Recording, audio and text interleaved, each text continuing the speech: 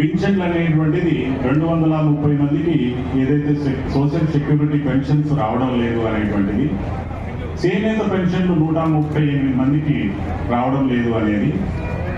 వృద్ధాప్య పెన్షన్ అందులో ఈ 230లో చేనేత కార్మికులకు ఇచ్చేవి 138, వృద్ధాప్యంలో ఉన్న వాళ్ళకి 64, వితంతు పెన్షన్లు 28 అని చెప్పి, అదేవిధంగా వీళ్ళకి ఇంటికి సంబంధించిన నివాస స్థలాలకి ఒక 183 మంది కావాలని కోరడం జరిగింది. రాష్ట్ర ప్రభుత్వం ద్వారా గౌరవనీయులైన మంత్రివర్యుల చేతి కూడా జరగాల్సినటువంటి పనులు ఉన్నాయో అవన్నీ కూడా వారికి మనము నివేదన పంపించేసి వారి మంత్రి గారి ద్వారా పనులు జరిపించుకోవడం జరుగుతుంది. ముఖ్యమంత్రి గారి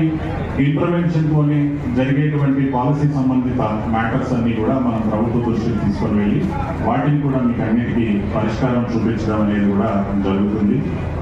కాబట్టి ఈ విషయాలన్నింటినీ ఈరోజు మీతో పంచుకునేటువంటి అవకాశం వచ్చినందుకు